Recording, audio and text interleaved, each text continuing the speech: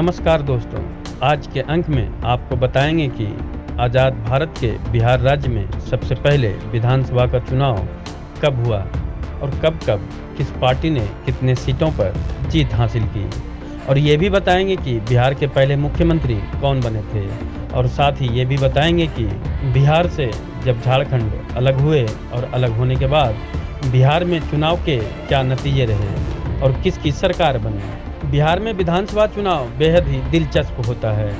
बिहार विधानसभा चुनाव पर पूरे देश की नज़र टिकी रहती है। 15 नवंबर 2000 को बिहार का विभाजन हुआ और झारखंड अस्तित्व में आया। विधानसभा की सीटें 324 से घटकर 243 हो गई। चलिए दोस्तों, आपको हम बताते हैं बिहार विधानसभा चुनाव के इतिहास के बारे में। कब से विधानसभा के चुनाव शुरू हुए, साथ ही कितनी बार विधानसभा का चुनाव अब तक हो चुका है। 1951 से बिहार में विधानसभा चुनाव की शुरुआत हुई थी। इसके बाद से 2020 तक बिहार में 17 बार विधानसभा चुनाव हो चुके हैं। साल 2005 की फरवरी में हुए चुनाव में सरकार नहीं बन पाने के कारण अक्टूबर में फिर से चुनाव आयोजित करने पड़े थे। बिहार में पिछले चुनावों का इतिहास क्या रहा है, बिहार की जनता ने कब कौन सी पार्टी को राज्य की जिम्मेदारी सौंपी है, दोस्तों इन सब की जानकारी देंगे। लेकिन दोस्तों, वीडियो को देखने से पहले अगर आपने हमारे चैनल को सब्सक्राइब नहीं किया है तो चैनल को सब्सक्राइब जरूर कर लें, और दोस्तों पूरा वीडियो जरूर देखें। पूरा वीडियो देखने के बाद ही पूरी जानकारी मिल सकेगी। वीडियो अगर अच्छा लगे तो लाइक और शेयर करें। चलिए दोस्तों शुरू करते हैं। बिहार विधानसभा का गठन 1937 में हुआ था। उस काउंसिल के पहले चेयरमैन सच्चिदानंद सिन्हा थे। पहले स्पीकर हमदयालु सिंह चुने गए थे। गवर्नमेंट ऑफ इंडिया एक्ट 1935 के व्यवस्थाओं के अनुसार जनवरी 1937 की अवधि में बिहार विधानसभा के चुनाव संपन्न हुए। 20 जुलाई 1937 को डॉक्टर श्री कृष्ण के नेतृत्व में पहली बार सरकार का गठन हुआ था। आज़ादी के बाद पहली बार हुए 1951 में चुनाव में कई पार्टियों ने भाग लिया, लेकिन कांग्रेस ही उस समय सबसे बड़ी पार्टी बनी थी। इस चुनाव में कांग्रेस को 322 में से 239 सीटें मिली थी। साल 1957 के चुनाव में भी कांग्रेस ही सबसे बड़ी पार्टी बनी। कांग्रेस को 312 सीटों में से 210 सीटें मिली थी। साल 1962 के चुनाव में कांग्रेस को 318 सीटों में से 185 सीटों के साथ बहुमत हासिल हुआ था। उसके बाद स्वतंत्र पार्टी को सबसे ज़्यादा 259 में से 50 सीटें मिली थी, जिसमें कांग्रेस सत्ता में आई और श्री कृष्ण बिहार के पहले निर्वाचित मुख्यमंत्री बने और डॉक्टर अनुग्रह नारायण सिंह राज्य के पहले उप मुख्यमंत्री बने। साल 2016 में भारत सरकार ने बिहार के पहले मुख्यमंत्री श्री कृष्ण सिन्हा की याद में एक डाक टिकट भी रिलीज किया था। साल 1957 से 1977 तक कांग्रेस राज। 25 फरवरी 1957 को बिहार विधानसभा के चुनाव का दूसरी बार चुनाव हुआ। विधानसभा में 264 निर्वाचन क्षेत्रों के लिए 1393 उम्मीदवारों ने चुनाव लड़ा था। एक बार फिर कांग्रेस ने बिहार में सरकार बनाई। 1962 में फिर कांग्रेस पार्टी सबसे बड़ी पार्टी बनकर उभरी। पंडित विनोदानंद झा ने बिहार के मुख्यमंत्री के रूप में शपथ ली। साल 1967 का विधानसभा चुनाव। कांग्रेस को 318 सीटों में से 128 सीट मिली। संयुक्त सोशलिस्ट पार्टी को 199 सीटों में 68 सीटें और जन क्रांति दल को 60 सीटों में से 13 सीटें मिली थी। इन तीनों पार्टियों से थोड़े थोड़े समय तक कुल 4 मुख्यमंत्री रहे थे। इन विधानसभा चुनावों में भारतीय जनसंघ ने 271 सीटों में से 26 सीटें हासिल की थी। साल 1969 का विधानसभा चुनाव। साल 1969 के विधानसभा चुनाव में फिर से कांग्रेस सबसे बड़ी पार्टी के रूप में उभरी और हरिहर सिंह ने बिहार के मुख्यमंत्री के रूप में शपथ ली। इस चुनाव में 3 दलों ने ट्रिपल अलायंस में चुनाव लड़ा। लोकतांत्रिक कांग्रेस दल, प्रजा सोशलिस्ट पार्टी और संयुक्त सोशलिस्ट पार्टी। इस चुनाव में भी इंडियन नेशनल कांग्रेस सबसे बड़ी पार्टी बनकर उभरी, हालांकि उसे पूर्ण बहुमत नहीं मिला था। उस समय बिहार में 318 सीटों के लिए विधानसभा चुनाव हुआ था और जीत के लिए 160 सीटों की जरूरत थी। कांग्रेस को 318 सीटों में 118 सीटें मिली और भारतीय जनसंघ को 303 सीटों में से 34 सीटें हासिल हुई। इस चुनाव में संयुक्त सोशलिस्ट पार्टी को 191 सीटों में 52 और कम्युनिस्ट पार्टी ऑफ इंडिया को 162 सीटों में 25 सीटें ही मिली थी। इस कार्यकाल में भी राष्ट्रपति शासन के बाद दरोगा प्रसाद राय, कर्पूरी ठाकुर और भोला पासवान शास्त्री कुछ समय के लिए मुख्यमंत्री बने। साल 1972 का विधानसभा चुनाव। इस चुनाव में कांग्रेस की जीत हुई थी और उसे 259 सीटों में से 167 सीटें मिली थी। वहीं एक और पार्टी कांग्रेस ओ को 272 सीटों में 30 सीटें ही मिल पाई थी। बिहार विधानसभा चुनाव साल 1972 में फिर कांग्रेस पार्टी सबसे बड़ी पार्टी के रूप में उभरी और केदार पांडे ने बिहार के मुख्यमंत्री के रूप में शपथ ली, जिनका कार्यकाल 19 मार्च 1972 से 2 जुलाई 1973 तक रहा, जिसके बाद अब्दुल गफूर 2 जुलाई 1973 से 11 अप्रैल 1975 तक बिहार के सीएम रहे, जिसके बाद जगन्नाथ मिश्रा ने 11 अप्रैल 1975 से 30 अप्रैल 1977 तक बिहार के मुख्यमंत्री बने। ये वो दौर था जब कांग्रेस बिहार में अपने चरम पर थी। इसके अलावा भारतीय जनसंघ को 270 सीटों में 25 सीटें हासिल हुई थी। तब संयुक्त सोशलिस्ट पार्टी 256 सीटों पर चुनाव लड़ा और 33 सीटें मिली थी। इस कार्यकाल में भी लगभग 2 महीने तक राष्ट्रपति शासन लगा रहा और उसके बाद 1 या 2 साल के लिए केदार पांडे, अब्दुल गफूर और जगन्नाथ मिश्रा बिहार के मुख्यमंत्री रहे। इमरजेंसी के बाद बदल गई सरकार। साल 1977 के बिहार विधानसभा चुनाव में जनता पार्टी ने जीत दर्ज की। सीएम के पद की शपथ कर्पूरी ठाकुर ने ली। ये वो दौर था जब देश में इमरजेंसी के बाद पहली बार चुनाव हो रहे थे। इस चुनाव में कांग्रेस को बुरी तरह हार मिली थी। बिहार विधानसभा 1980 के चुनाव में कांग्रेस एक बार फिर से सबसे बड़ी पार्टी के रूप में उभरी और जगन्नाथ मिश्रा ने बिहार के मुख्यमंत्री के रूप में शपथ ली। कुछ ही दिन बाद कांग्रेस में सियासी उठापटक के बाद बिहार में कांग्रेस ने सीएम को बदल दिया और फिर चंद्रशेखर सिंह को बिहार का मुख्यमंत्री बनाया गया। और फिर साल 1985 के विधानसभा चुनाव में कांग्रेस ने 323 उम्मीदवार खड़े किए, उनमें से 196 सीटों पर जीत हासिल किया। साल 1977 का विधानसभा चुनाव। इन चुनावों में जनता पार्टी ने बिहार की 311 सीटों पर चुनाव लड़ा और 214 सीटों पर जीत हासिल की। कांग्रेस ने इन चुनावों में 286 सीटों में सिर्फ 57 सीटें ही मिली थी। वहीं कम्युनिस्ट पार्टी ऑफ इंडिया ने 73 में से 21 सीटें हासिल की थी। बिहार में जनता पार्टी की सरकार बनी। पहले लगभग 2 महीने राष्ट्रपति शासन लागू रहा। उसके बाद लगभग 1 साल के लिए 1979 तक कर्पूरी ठाकुर और फिर 1980 तक राम सुंदर दास बिहार के मुख्यमंत्री बने। साल 1980 का विधानसभा चुनाव। इन चुनावों में इंदिरा गांधी के नेतृत्व में कांग्रेस को 311 सीटों में 169 सीटें मिली थी और कांग्रेस यू को 185 में से 14 सीटें मिली थी। तब भाजपा को 246 सीटों में से 21 सीटें मिली थी और कम्युनिस्ट पार्टी ऑफ इंडिया ने 135 में से 23 सीटें हासिल की थी। जनता पार्टी एससी को तब 254 में से 42 सीटें मिली थी। इस कार्यकाल में भी लगभग 4 महीने तक राष्ट्रपति शासन लागू रहा। उसके बाद करीब 3 साल के लिए जगन्नाथ मिश्र और 1 साल के लिए चंद्रशेखर सिंह बिहार के मुख्यमंत्री बने थे। साल 1985 का विधानसभा चुनाव। इन चुनावों में कांग्रेस पार्टी सबसे बड़ी पार्टी बनकर उभरी थी। उसे 323 सीटों में से 196 सीटें मिली थी, जो बहुमत से कहीं ज़्यादा थी। इन्हीं चुनावों के बाद बिहार में एक ही कार्यकाल में 4 मुख्यमंत्री बने थे। इन चुनावों में लोक दल को 261 में से 46 सीटें और भाजपा को 234 सीटों में से 16 सीटें मिली थी। उस समय जनता पार्टी भी चुनावी मैदान में थी, जो बाद में जनता दल में शामिल हो गई। जनता पार्टी को 229 में से 13 सीटें मिली थी। इन चुनावों में 1985 से 1988 तक बिंदेश्वरी दुबे बिहार के मुख्यमंत्री रहे। उसके बाद लगभग 1 साल बाद भागवत झा आजाद, फिर कुछ महीनों के लिए सत्येंद्र नारायण सिन्हा और जगन्नाथ मिश्र बिहार के मुख्यमंत्री बने थे। बिहार में लालू युग की शुरुआत। साल 1990 में बिहार विधानसभा के चुनाव हुए, उसमें कांग्रेस निचले पायदान पर थी। उसे महज 71 सीटें हासिल हुई थी। जनता दल 122 विधायकों के साथ सबसे बड़े दल के रूप में सामने था। 1990 से 2005 तक लालू प्रसाद यादव और राबड़ी देवी की सरकार रही।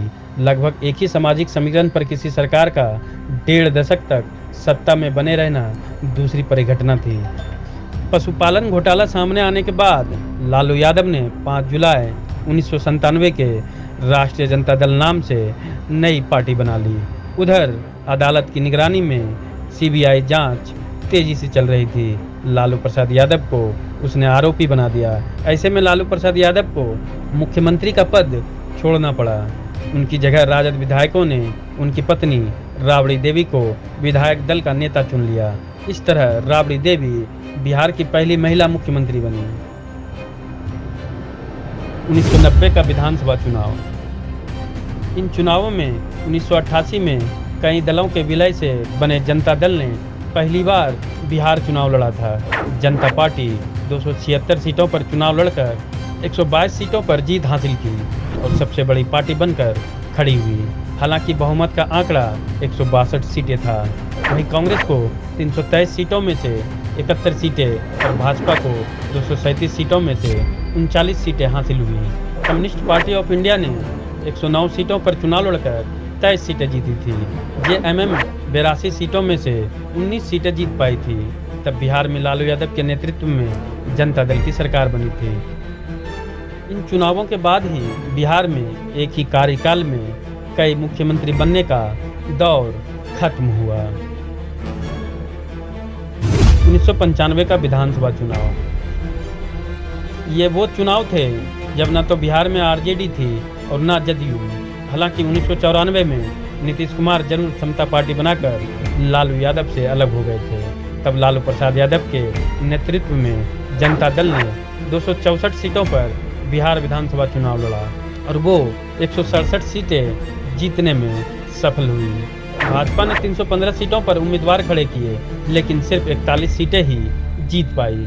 कांग्रेस 320 सीटों पर चुनाव लड़कर 29 सीटों पर सिमट गई। उस समय भी बिहार में 324 सीटों के लिए चुनाव लड़ा गया था। तब झारखंड मुक्ति मोर्चा भी बिहार से ही चुनाव लड़ती थी। झारखंड मुक्ति मोर्चा ने इस चुनाव में 63 सीटों में से 10 सीटें जीती थी और समता पार्टी को 310 में से 7 सीटें ही मिल पाई थी।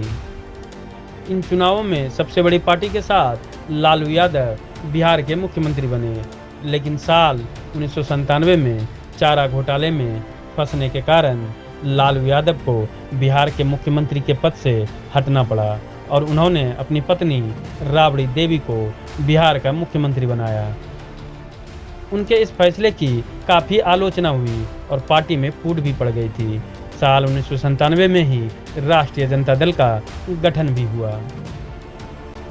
साल 2000 में एकीकृत बिहार में चुनाव।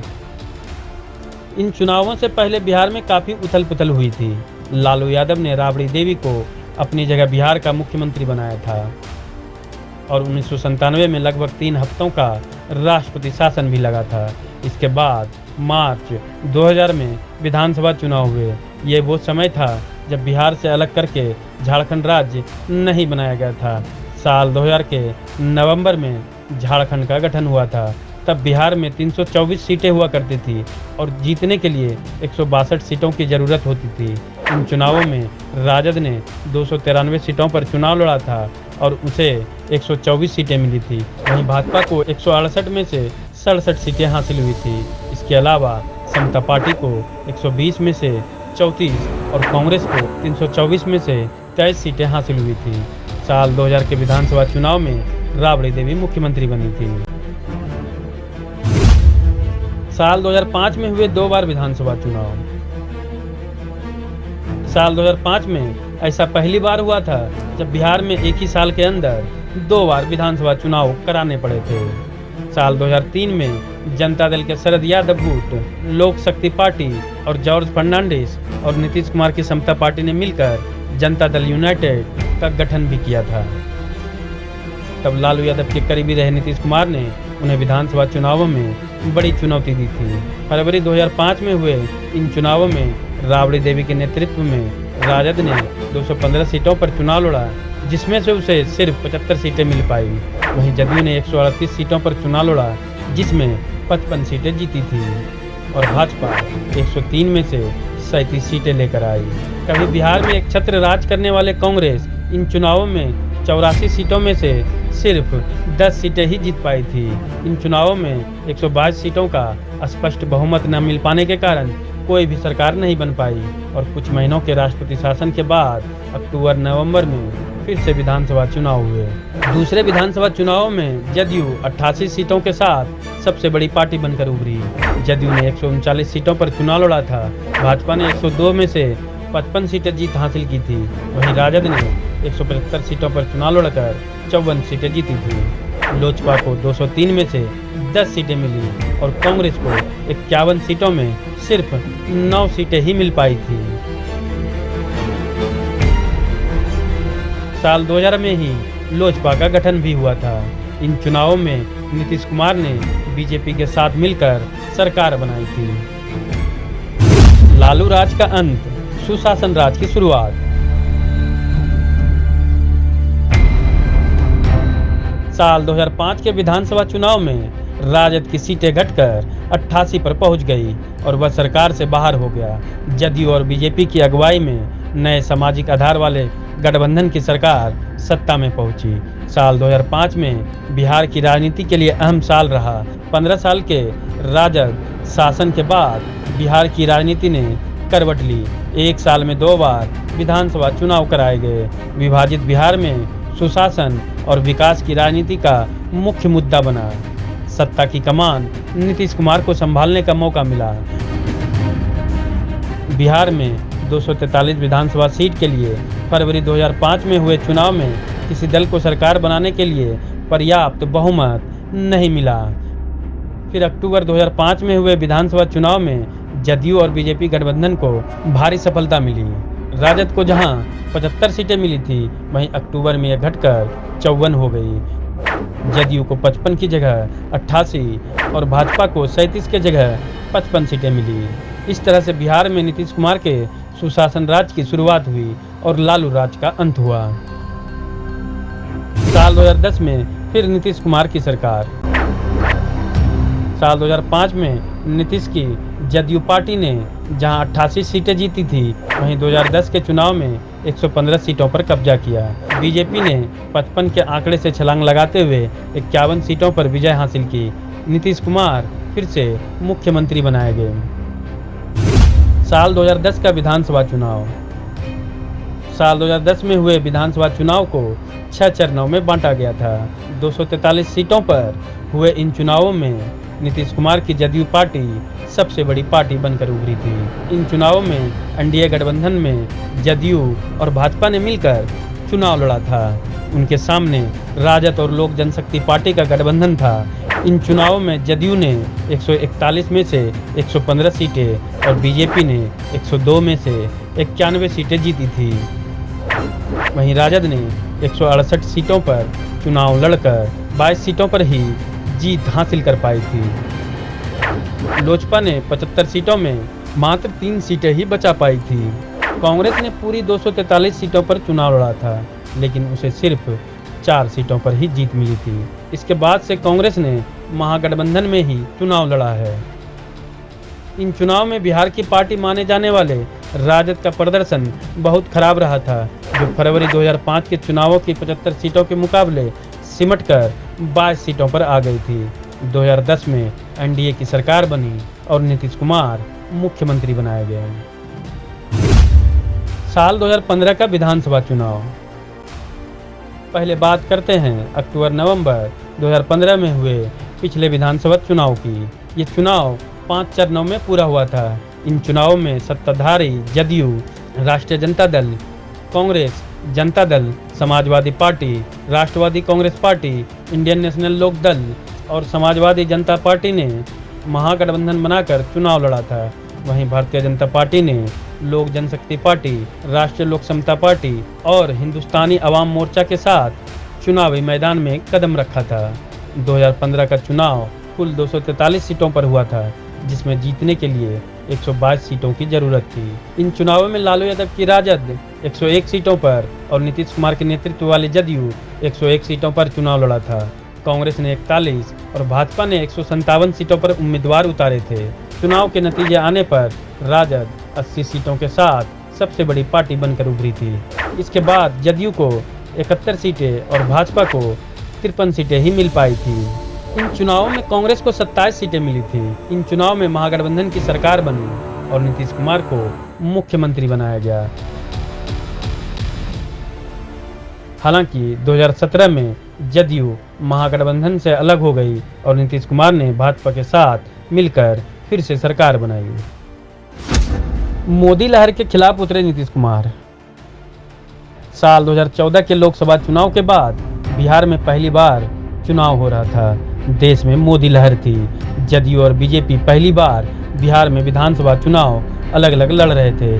बीजेपी से अलग होकर नीतीश कुमार ने बिहार में महागठबंधन बनाया और हैट्रिक लगाई। महागठबंधन ने 178 सीटें अपने नाम की सरकार बनाई, लेकिन कुछ महीने बाद नीतीश कुमार दोबारा बीजेपी से गठबंधन कर सरकार बनाई और आरजेडी से अलग हो गए। इस दौरान कुछ दिनों के लिए नीतीश कुमार ने जीतन राम मांझी को बिहार का मुख्यमंत्री बनाया था। साल 2020 का विधानसभा चुनाव। भारत में कोरोना महामारी के दौर में बिहार पहला राज्य था जहां विधानसभा चुनाव होने जा रहा था। नीतीश कुमार के नेतृत्व वाले 15 साल के शासन को चुनौती देने के लिए विपक्षी महागठबंधन चुनाव मैदान में थे। इतना ही नहीं, कुछ और नए गठबंधन भी इस बार अपनी किस्मत आजमा रहे थे। साल 2020 का बिहार विधानसभा चुनाव में लालू यादव के बगैर तेजस्वी यादव ने मोदी लहर के बीच नीतीश कुमार को अकेले टक्कर दे रहे थे। इन विधानसभा चुनावों में नीतीश कुमार एनडीए गठबंधन में चुनाव लड़ रही थी और वहीं एक तरफ राजद का महागठबंधन चुनाव लड़ रही थी। बिहार विधानसभा की 243 सीटों पर 3 चरणों में वोट डाले गए थे। नतीजों में एनडीए को स्पष्ट बहुमत मिला। एनडीए को 243 सीटों में 125 सीटें मिली, वहीं महागठबंधन को 243 सीटों में 110 सीटें मिली। आरजेडी सबसे बड़ी पार्टी बनकर उभरी। एनडीए को स्पष्ट बहुमत भले ही मिला, लेकिन जदयू का प्रदर्शन तुलनात्मक रूप से बेहतर नहीं कहा जा सकता था। जदयू को मात्र 43 सीटें ही मिल पाई थी, जबकि भाजपा को 74 सीटें मिली। एग्जिट पोल के नतीजों में जहां महागठबंधन को बढ़त मिलती दिख रही थी, वहीं असल नतीजे काफ़ी अलग थी। नीतीश कुमार फिर से बिहार के मुख्यमंत्री बने और राजद सबसे बड़ी पार्टी बनने के बाद भी उन्हें विपक्ष में बैठना पड़ा। 21 महीने बाद फिर नीतीश कुमार ने 31 अगस्त 2022 को एनडीए से नाता तोड़कर राजद के साथ हो लिए और महागठबंधन में नीतीश कुमार को फिर से मुख्यमंत्री बनाया गया और तेजस्वी यादव ने डिप्टी सीएम का पद संभाला। आज बस इतना ही, लेकिन ऐसी और कहानियों को सुनने और देखने के लिए समाचार फॉर पीपल लिंक्स का हौसला बढ़ाएं। हमारे चैनल को सब्सक्राइब करें। वीडियो पसंद आए तो लाइक और शेयर करें। अगर आपके पास कोई सुझाव हो तो हमें कमेंट बॉक्स में लिखें, या फिर ऐसी और कहानियाँ सुनना चाहते हैं तो आप हमें कुछ इनपुट्स के साथ जानकारी साझा करें।